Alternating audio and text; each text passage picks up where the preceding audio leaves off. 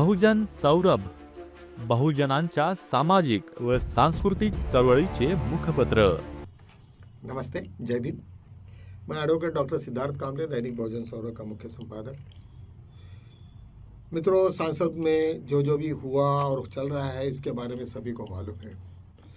BJP बहुमत में होने के पश्चात भी जिस तरीक़ा से लीडर ऑफ अपोजिशंस और पूरा विपक्ष उसके ऊपर में हावी हो रहा है, ये एक बहुत बड़ी बात हो गई। और सेकंडली, मोदी जी जब कोई आदमी इलिटरेट रहता, जो उसमें सक्षम नहीं रहा, तो कैसे वो अपना मैदान छोड़ के भागता है, इसी प्रकार से मोदी जी की हालत हो गई है। और उन्होंने तुरंत फॉरेन का टूर लेके सब निकल गए वहाँ से। इशू ये हुआ कि जहाँ पे ओम बिरला, जहाँ पे चेयरमैन होता, स्पीकर होता है, उसके हाथ में पूरा का पूरा हाउस होता है। और जिस तरीक़ा से उन्होंने शब्दावली यूज़ की कि भाई मोदी जी को कांग्रेस के महिला सांसदों से डर था या उसको कुछ इंजरी हो सकती थी करके, मैंने उनको कहा कि वो नहीं आए। ये वक्तव्य के ऊपर में काफ़ी विपक्ष और पूरा देश ये रहेगा, स्तब्ध रह गया। और उनको लगा कि ये क्या बचपना है, कोई औरतें उसके ऊपर में बगैर इससे हमला करेंगी, मतलब क्या है। कुछ लोगों ने यहाँ तक कहा कि वो काटेंगी। अभी काटेंगी मतलब क्या है, कोई कुत्ते जैसे बात कर रहे हैं वो। और मतलब बड़ी बनौनी, और इतना जैसा ओम बिरला जैसा एक एमपी आदमी और इस तरीक़ा से बात करे, ये किस तरीक़ा से मानसिकता है, ये दिखाता है। मित्रों, मुझे इसके बारे में कोई शक नहीं है, क्योंकि बीजेपी का जो भी स्टैंडर्ड है वो उनको सबको मालूम है। लेकिन ओम बिरला तो है ही है, लेकिन जिन्होंने ये कॉन्स्टिट्यूशंस का पूरा पढ़ाई करके इसमें क्या क्या हो सकता है, ये संभावनीय घटनाओं को इस तरीक़ा से कॉन्स्टिट्यूशन में डाला है, वो डॉक्टर बाबा साहब आम्बेडकर को आज तुम्हें सभी लोगों ने नमन करना चाहिए कि आज इतना सारा होने के बाद में, आरएसएस के लोग पूरे हावी होने के बाद में भी जिस तरीक़ा से विपक्ष उनको घेरे जा रहा है, तो हर जगह पे उसको बिल्कुल उनकी भाषा, उनकी बोली बंद हो गई है। और वो बड़े मुसीबत में है कि बोले तो बोले क्या, करे तो करे क्या। सेकेंडली, उनकी आइडियोलॉजी पूरी की पूरी खतरनाक है। एक दो आदमी के पूंजीपति के हाथ में पूरा देश बर्बाद कर दिया उन्होंने।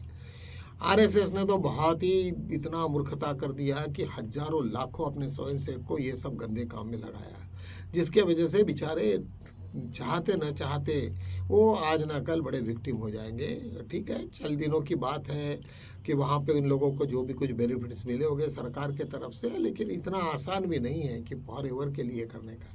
ये सबसे बड़ी मूर्खता है। हमारे यहाँ का जो हेड ऑफ द इंस्टीट्यूशन है, आरएसएस की इंस्टीट्यूशंस है, इनको ये मालूम होना चाहिए कि भाई हम लोग जिस तरीक़ा से इसमें चल रहे हैं, वो बहुत ही रास्ता कहीं और जगह भटक रहा है, और ऐसी जगह लेके बैठेगा कि जहाँ पे तुम्हें पानी भी नहीं मिलेगा। डॉक्टर बाबा साहब आम्बेडकर ने जो भी किया है, लेकिन हमें सबसे पहला मंत्र दिया कि तुम लोग पहले शिक्षित बनो, बड़ी से बड़ी पोस्ट पे रहो। और हमारे यहाँ पे हर आदमी शिक्षित बनने के वजह से हम लोगों ने पॉलिटिक्स के तरफ में गए भी नहीं, और नहीं जाने के वजह से आज हमारे जो भी कम से कम थोड़ा हम प्रोटेक्टेड है, तो वो तो निश्चित रूप से सभी को मालूम है। मित्रों, यहाँ और एक बात मुझे ये लग रही कि जिस तरीक़ा से डोनाल्ड ट्रंप ने डिक्टेट करके यहाँ पे टैरिफ का पूरा बंटा बजा दिया, और हमारे यहाँ पे जो भी लोग बिजनेसमैन थे वो उनके पूरे के पूरे धंधे बंद हो गए। आज मुख्यतः आप ये देखोगे कि जितने भी बिजनेसमैन हैं वो केवल बीजेपी को समर्पित है और बीजेपी के सपोर्टर्स रहे हैं, और उनके ऊपर में इस तरीक़ा से संकट मोदी जी लेके आएंगे, ये बात किसी को मालूम नहीं। आज मोदी जी के ऊपर में जिस तरीक़ा से प्रेशर दिया जा रहा है, नंबर 1 वो तो एक तो इप्स्टीन फाइल्स है। इप्स्टीन के फाइल में उनको किस तरीक़ा से नंगा किया गया है वो किसी को नहीं मालूम। दूसरा ये है कि वहाँ पे अडानी के गले में फांस है, और अडानी को फंसे तो उनकी सांस बंद हो गई है, क्योंकि अडानी और अंबानी की सांस एक ही है, और दोनों को भी उतना ही दर्द होता है। ये सब लोगों ने पिछले 11 साल में देख रहे हैं हम लोग। ऐसे सिचुएशन में मुझे ऐसा लगता है कि मोदी जी डोनाल्ड ट्रंप के आगे में सरेंडर हो गए, उसमें कोई दुरा नहीं। मैं उसको एक अलग इससे लेता हूँ, जो भी बाकी लोगों में है, कि आज मैं सबसे पहले जब हमारे यहाँ गैट एग्रीमेंट आया था और सभी इसी तरीक़ा से बकवास चल रही थी, तो मैंने कहा था कि नहीं, हमारे देश के लिए अब कुछ ना कुछ अच्छी चीज़ आएगी। निश्चित रूप से अभी जब 0% टैरिफ आने की वजह से पूरा का पूरा जो माल है हमारे यहाँ पे, जो फिनिश गुड्स है, ये है, जितना भी गुड्स है जो कंज्यूमेबल है, नॉन कंज्यूमेबल है, यूज़ है, वो सब का सब इंडिया में डंपिंग होगा। उससे कॉमन आदमी का पर कैपिटा इनकम बढ़ने की संभावना है, क्योंकि उनको काफ़ी सुविधा होगी। जैसे कि हम लोग जानते हैं कि चाइना का पूरा माल इंडिया में आने की वजह से टीवी से लेके, मोबाइल से लेके, हर चीज़ इतनी सस्ती हो गई कि हमारा एक कॉमन आदमी, एक लेबर आदमी के भी पास में आज वो मोबाइल रखता है। तो इसी प्रकार से यदि जरा अमेरिका से पूरा का पूरा डंपिंग होता है, तो यहाँ तो बाजू में तुम्हारा पड़ोसी बैठा है, चाइना बैठा है, वो उससे भी सस्ती चीज़ें लेके आएगा जो तुम्हें, और तुम उसको किस तरीक़ा से ये ड्यूटी लगाओगे। वो तो बोलेगा कि जब अमेरिका से आ रहा है उससे तो मैं सस्ता दे रहा हूँ। तो निश्चित रूप से तुम्हारे यहाँ पे जो भी बिजनेसेस है ये वो पूरे के पूरे ठप्प बैठेंगे। और जिन लोगों ने मोदी जी को वहाँ पे अपने सिर पे बैठाया, जहाँ पे सांसद ने प्राइम मिनिस्टर बनाया, उन्हीं लोगों के साथ में बहुत बड़ा धोखा मोदी करने जा रहे हैं। और उनको किसी की चिंता नहीं, केवल एक ही आदमी की चिंता है, वो अडानी की और अंबानी की। ये सब सिचुएशंस को देखते हुए मुझे ऐसा लगता है कि कॉमन हम लोगों ने कोई डरने की बात नहीं है। और मनरेगा जैसी जो स्कीमें हैं, तो कम से कम तुम्हारी रोजी रोटी तो चलती है। और निश्चित रूप से जब पूरा ट्रेड खुल ही जाएगा, पूरा अमेरिका का ट्रेड खुल जाएगा, तो हमारे यहाँ पे एजुकेशंस हो या हर चीज़ों में काफ़ी इम्प्रूवमेंट होगा। आज वैसे भी अनपढ़ से अनपढ़ आदमी मोबाइल चला लेता, छोटे मोटे ऐप पढ़ लेता, छोटी मोटी बातें कर लेता हूँ। एक अच्छी तरीक़ा से एक एजुकेशन का सोर्स हुआ, वो बाद में देखेंगे हमारी अवस्था क्या हुई क्या नहीं हुई। लेकिन एक एजुकेशन एक ऐसा माध्यम है कि जिसके तहत हम लोग समझ सकते हैं कि भाई आज आने वाले दिनों में इससे ज़्यादा होगा। क्यों, ब्रिटिशों के ज़माने में हम लोगों को तो वैसे ही थे, उनको तो कर टैक्स भी देना पड़ता था और दुनिया भर के हमारे ऊपर में रिस्ट्रिक्शंस थे, फिर भी हम लोगों ने उनको झेला। और झेलने के पश्चात हमने जिस तरीक़ा से हमारा देश ये हुआ, लेकिन एक तो हुआ, इंसानियत को काफ़ी उन्होंने अहमियत दी। और अहमियत के बाद में आज जो हमारे यहाँ जो कॉन्स्टिट्यूशन लिखा गया, वो ब्रिटिश के बहुत लॉज को हम लोगों ने लिया, ब्रिटिश के कानूनों को हम लोगों ने बरकरार रखा, और हम लोग आज अपनी एक अलग दिशा, अपनी अलग पहचान बना के है। निश्चित रूप से मुझे ऐसा लगता है कि आने वाले दिनों में चाहे वो कोई भी गवर्नमेंट हो, लेकिन ये जो फैसले हैं वो गलती से लिए हो, लेकिन कम से कम कॉमन आदमी को उसका लाभ होगा, इस प्रकार से मुझे दिख रहा है। क्योंकि मैं जो जानकार हूँ और इतने दिनों से मैं देखता हूँ, क्योंकि मैं सबसे डंकेल प्रस्ताव से लेके तो मैं सब ये चीज़ों को मुझे मालूम था। और उस दिन जब डंकेल प्रस्ताव का हम लोगों ने एग्रीमेंट को साइन किया, WTO के साथ साइन किया, तो मैंने पेड़े भी बांटा था। तो लोगों ने बोले यार पागल हो गया क्या, लेकिन मुझे लगता है कि शायद मैं बराबर था। और वहाँ जिस तरीक़ा से मॉल का कल्चर हुआ, बहुत सारे जोमेटो आ गया, ओमेटो आ गया, जो भी आ गया, कम से कम रोज़गार तो मिला। ठीक है, कुछ एरिया में नहीं हुआ, लेकिन हमारे कुछ छोटे छोटे एम्प्लॉयमेंट हम लोगों के पास में है।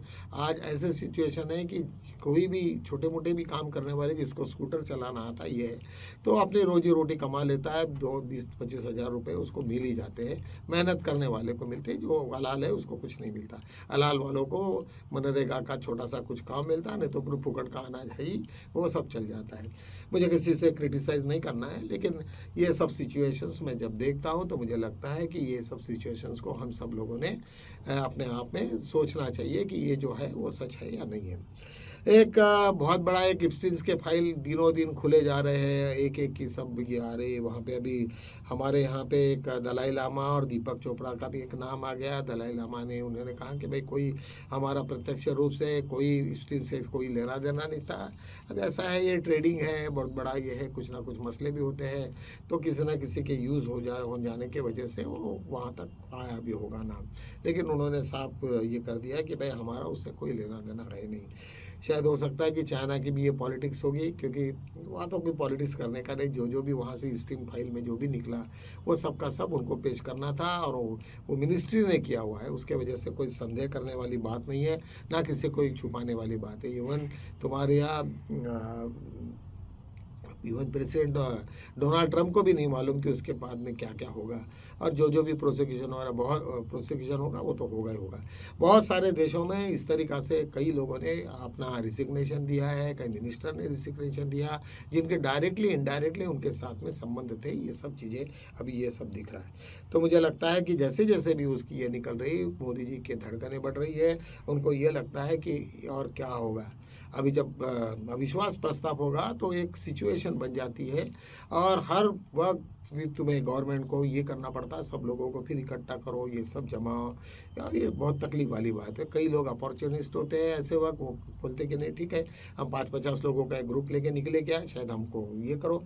हो सकता है कि ऐसे भी कुछ लोग हैं पूरे बीजेपी में, वो अपॉर्चुनिस्ट रह के वो कह सकते हैं कि नहीं हम लोग बाहर आ रहे। तो इस तरीक़ा से चल रहा है। चलो एक विश्व युद्ध के बारे में हम थोड़ा सा डिस्कस करते हैं। ईरान काफ़ी हेवीली अमेरिका के ऊपर में आ गई, मतलब काफ़ी हावी हो गई है। वहाँ पे अब्राहम लिंकन जो वहाँ पे चीफ था लड़ाई का, वो गायब हो गया वहाँ से। और मुझे लगता है कि शायद ईरान के सामने में अमेरिका टिकेगा नहीं, क्योंकि ईरान अभी अकेला नहीं है, उसके साथ में नॉर्थ कोरिया है, उसके साथ में रशिया है, उसके साथ में चाइना है, और ये सब मिलके अमेरिका के ऊपर में भिड़े हुए हैं। तो मुझे लगता है कि हर स्टेज में अमेरिका इस वक्त बहुत बौखलाई है। शायद वो उसको बाहर विड्रॉ करना पड़ेगा, नहीं करेंगे तो उसकी हालत ख़राब हो गए, और विड्रॉ भी हो गए तो भी हालत ख़राब है, और वो फाइटिंग में मतलब वो वार भी चालू हुआ तो भी उनकी हालत ख़राब है ऐसे सिचुएशन में। और ये तो निश्चित है कि जब भी कभी अमेरिकन कुछ सिटीजन्स मारेंगे युद्ध में और उनकी लाशें जब वहाँ जाएगी तो डोनाल्ड ट्रंप के क्या हाल हो गए वो सभी को मालूम है। तो निश्चित रूप से मुझे लगता है कि इस वक्त ईरान की पोजीशन बहुत ये स्ट्रांग है। अभी यहाँ पे इजराइल वहाँ से दौड़े दौड़े अमेरिका भागा कि भाई इस वक्त हमें अभी ईरान ने धमकी दे दी है, यदि यार उसने नहीं किया तो मैं तो पूरा बर्बाद हो जाऊंगा, इजराइल पूरे नकाशे से मिटाने का ये चल रहा है। तुमने गाजा का क्या हाल वो सब देखा, एक भी घर नहीं बचा है, सब पूरा ध्वस्त हो गया। तो ऐसे सिचुएशन में इजराइल में नहीं होना चाहिए। पूरा कोई भी आदमी हो इस तरीक़ा से बर्बाद होते हुए कोई नहीं देख सकता, लेकिन वो ईरान है।